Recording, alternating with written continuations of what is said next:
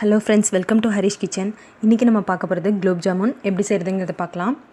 First ஒரு பவுலில் நான் குலோப் ஜாம் மாவு எடுத்துக்கிறேன். அது நல்லா கட்டி இல்லாமல் நல்லா பசைஞ்சு விட்டுக்கலாம். அதுக்கப்புறம் எல்லோரும் தண்ணி ஆட் பண்ணுவாங்க. நான் தண்ணி ஆட் பண்ணல, பால் ஆட் பண்ணுறேன். பால் எதுக்காக ஆட் பண்ணுறேன் அப்படின்னா ரொம்ப சாஃப்டாகவும் சீக்கிரமாகவும் ஊறிடும் குலோப் ஜாமுன். தண்ணி ஆட் பண்ணி செய்கிறத விட பால் ஆட் பண்ணி செஞ்சு பாருங்கள், ரொம்ப சாஃப்டாக சூப்பராக இருக்கும். ஸோ சப்பாத்தி மாவு பிசைகிற மாதிரி பிசைஞ்சு வச்சுக்கலாம். மாவு ரெடி ஆகிடுச்சு. இப்போ நம்ம உருட்டுறது எந்த ஒரு பிசுறும் இல்லாமல் நம்ம உருட்டணும். ஸோ 2 கையிலையும் நல்ல ப்ரெஷர் கொடுத்து அமுக்கிட்டு அதுக்கப்புறம் ரோல் பண்ணிங்கன்னா ரொம்ப ஈஸியாக ரவுண்டாக வந்துடும். பாருங்கள், எந்த ஒரு கோடு எதுவுமே இருக்காது.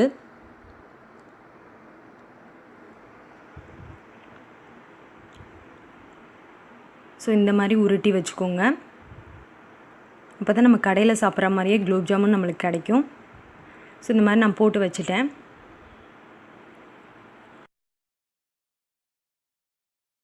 இப்போ நம்ம ஆயில் விட்டுக்கலாம். நல்லா அது முங்கி பொரியிற அளவுக்கு ஆயில் விட்டுக்கோங்க. அப்போ தான் சிம்மில் வச்சு தான் நம்ம பொரிக்க போகிறோம். ஸோ அப்போ தான் உள்ளே நல்லா வேகும். நல்லா எண்ணெய் காஞ்சதும் ஒவ்வொரு பால்ஸையும் உள்ளே போட்டுருங்க.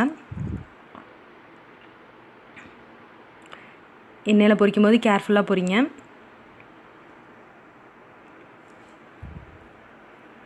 ஸோ இப்போ நல்லா பொரிஞ்சு வந்துருச்சு. நல்லா ப்ரௌனிஷ் ஆனதும் எடுத்து வேறு ஒரு பவுலுக்கு மாற்றிடலாம்.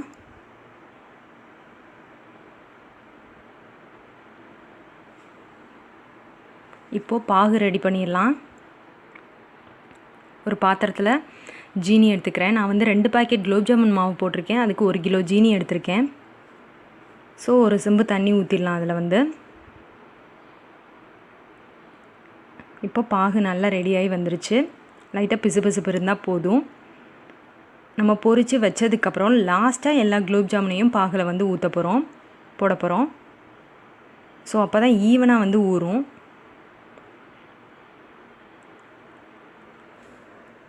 நான் இப்போ ஒரு 3 பாத்திரத்தில் எடுத்து வச்சுருக்கேன்.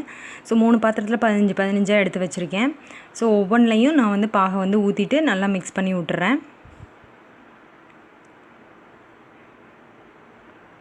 நல்லா அது முங்குற அளவுக்கு, மிதக்கிற அளவுக்கு நல்லா ஊற்றிடுங்க பாகு. ஏன்னா மார்னிங் நம்ம பார்க்கும்போது நல்லாயிருக்கும் ஊறி வரும்போது.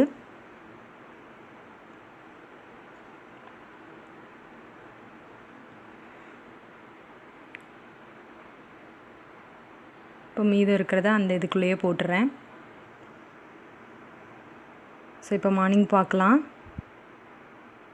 பாருங்கள் எவ்வளோ அழகாக ஈவனாக ஊறியிருக்கு. ரவுண்ட் ஷேப்பில் கடையில் வாங்குற மாதிரியே எவ்வளோ அழகாக இருக்குதுன்னு பாருங்கள். ஸோ இதை நீங்கள் வீட்டிலே ஈஸியாக செஞ்சிடலாம். 2 டிப்ஸ் தான். பால் ஊற்றி செய்யுங்க. அதே மாதிரி அந்த பால் உருட்டும் போது நல்லா ப்ரெஷர் கொடுத்து உருட்டுங்க. அப்போவே உங்களுக்கு ஜாமுன் அழகாக ரவுண்டாக வந்துடும், கடையில் சாப்பிட்ற மாதிரி. இப்போ நான் வேறு ஒரு பவுலில் போட்டு காமிக்கிறேன்.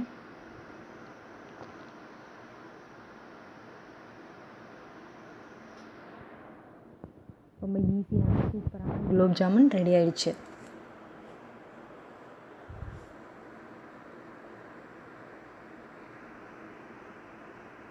பாருங்கள் எவ்வளோ சாஃப்டாக இருக்குதுன்னு பாருங்கள். போட்டோன்னே வாயில் கரைஞ்சிரும். இந்த வீடியோ உங்களுக்கு பிடிச்சிருந்துச்சுன்னா சப்ஸ்கிரைப் பண்ணுங்கள் ஃப்ரெண்ட்ஸ். பக்கத்தில் இருக்க பெல் ஐக்கனையும் கிளிக் பண்ணிவிடுங்க.